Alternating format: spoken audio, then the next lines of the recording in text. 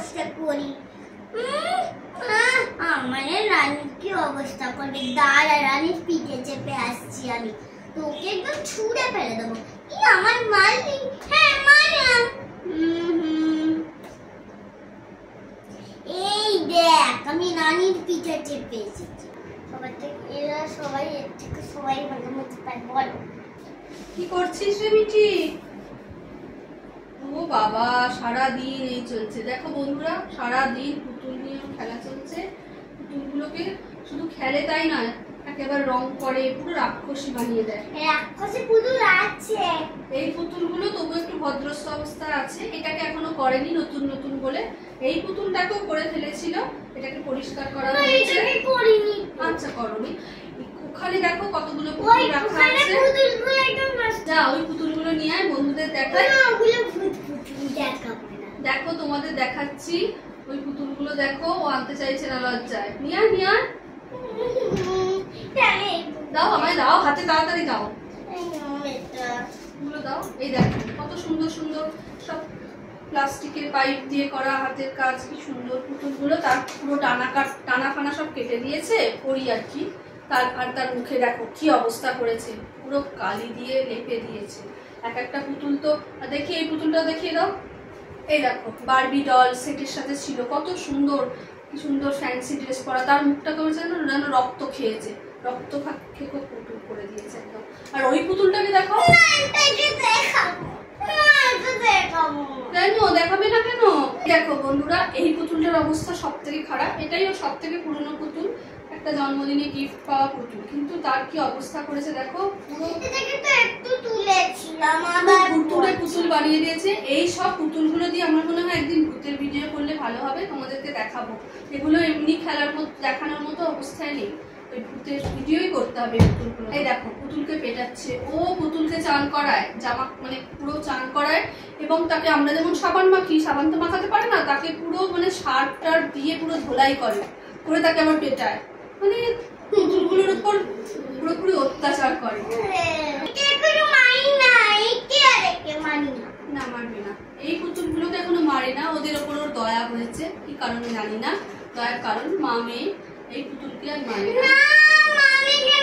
দিদি বোন, দিদি বোন না, এটা দিদি, এটা বোন। দাঁড়াও, আমি সবার নাম দাঁড়াও। এই দেখো বন্ধুরা, ও খালি পুতুল খেলেই শান্ত থাকে না, ও বাবা তাদের সবার বেশ সুন্দর সুন্দর নিজের মতো একটা করে নামও দেয়।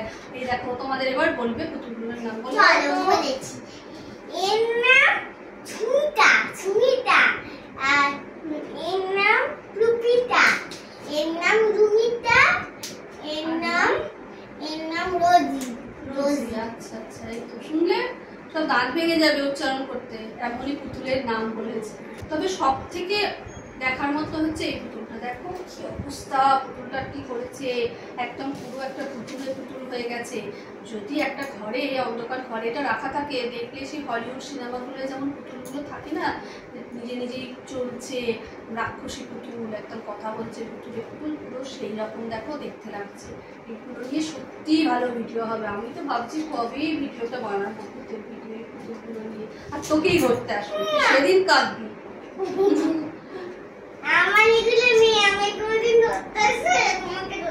এতগুলো মেয়ে তোর?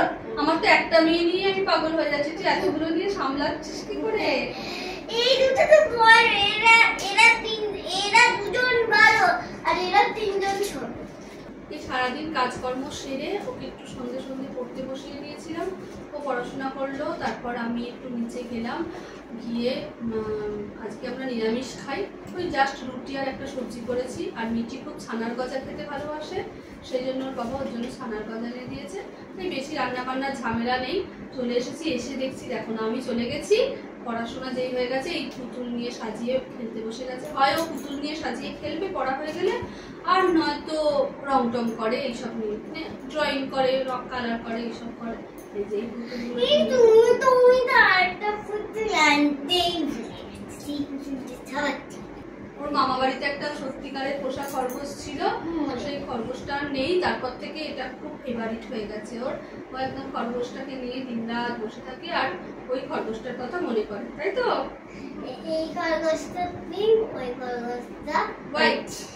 ওই খরগোশটা ওর মামা বাড়িতে ছিল, ওর খুব ভালো লাগতো। তখন আরো 2 বছর ছোট ছিল, তখন গিয়ে খরগোশটাকে ঘাস পাতা দিত, রুটি দিত, সবাই খেতে যা দিত ও দিত, খুব আনন্দ লাগতো। খরগোশটাকে নিয়ে খেলতো, ও আবার খরগোশটার নামও দিয়েছিল, খুব ভালো লাগতো। কিন্তু খরগোশটা হঠাৎ একদিন মানে ওকে একটু বাইরে প্রায়ই রাখতো, বিকালের দিকে ওর মামা বাড়িতে রেখে দিয়েছিল, আর খাঁচা ভেঙে বোধহয় কোনো জন্তু, কুকুর টুকুর বা কোনো পশু যাই হোক কিছু একটা হবে, ওকে নিয়ে বের করে নিয়ে চলে যায়। ওকে আর পাওয়া যায়নি, নিশ্চয়ই ওরা ওকে খেয়ে নিয়েছে।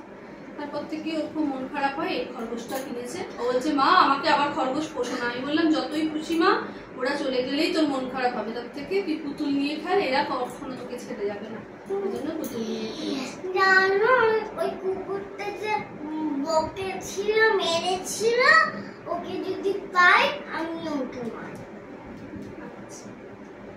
তুমি খরগোশটার কি নাম দিয়েছো বলো? বলছি এই হলো সবথেকে মিষ্টি নাম। বলছি রানী। জানি রানী রানী। ও আচ্ছা আচ্ছা, খরগোশটার নাম রানী, হচ্ছে সবার রানী, মহারানী। মিঠি তুমি খেলো, হ্যাঁ মিঠি বরং খেলুক, অনেকটা রাত হয়ে যাচ্ছে। আমি মিঠির জন্য ওর ডিনারটা নিয়ে আসি। এই দেখো মিঠির খাবার এসে গেছে। তোমাদের তো আজ বলেইছি আজ আমরা নিরামিষ খাই, একটা সবজি ওই ঝোল মতো করে নিয়েছি। আর ও বেশিরভাগ রাত্রিবেলা দুধ দিয়ে খেতে ভালোবাসে। শনিবার তো নিরামিষ খাই, অন্যদিন হলে একটু ডিম খোঁজে, দিনের বেলা মাছ খেলো, রাত্রেবেলা একটু অমলেট নয় ডিমের কারি যা হোক একটু করে দিতে হয়। কিন্তু আজ শনিবার, আজ একটু দুধ দিয়ে খায়। আমি একটু ঝোল বানিয়েছি, ঝোল খেতে চায় না বলে দেখো সবজিগুলো আমি এখানে রেখে দিয়েছি, সব রকম সবজি দিয়ে বানিয়েছি। স্যুপটা আলাদা করে রেখেছি, ভাতে মাখিয়ে দিলে খাবে না। এই দেখো তোমরা হয়তো ভাববে যে সবজিটা এখানে দিয়েছি, এবার স্যুপটা কেন এখানে, ঝোলটা রাখা, স্যুপটা ওই জন্য আলাদা করে রেখেছি, কিছু মুখ দিয়ে খাইয়ে দেবো, আরে খাবে না। যদি ভাতে মেখে দিই পুরো ভাতটা নষ্ট করবে, তখন আমাকে বলবে আমি দুধ দিয়ে ভাত খাবো।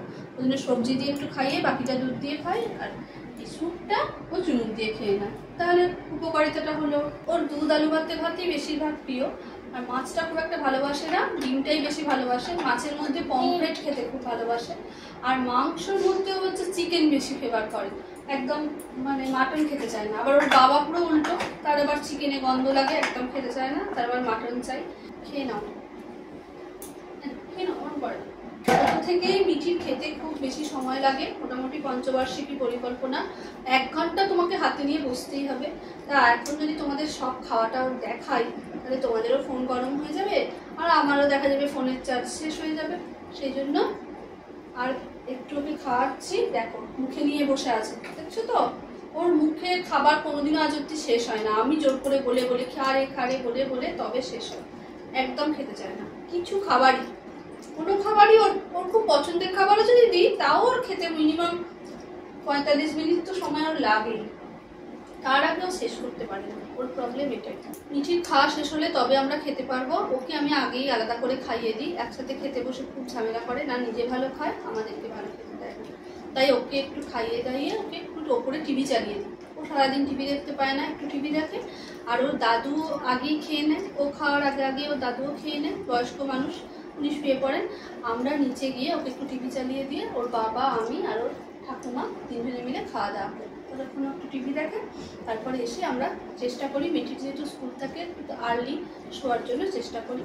তাহলে বন্ধুরা আজ এখানেই শেষ করছি ভিডিওটা, মিঠিকে খাইয়ে তবেই আমরা খেতে পাবো। আর গুড নাইট, তোমরা সবাই খুব ভালো থেকো, শুভরাত্রি। তোমাদের জন্য অনেক সুন্দর শুভ সকাল কালকে তোমাদের জন্য অপেক্ষা করছে, তোমরা অবশ্যই ভালো থেকো, আর দেখা হবে পরের নেক্সট ভিডিওতে। টাটা।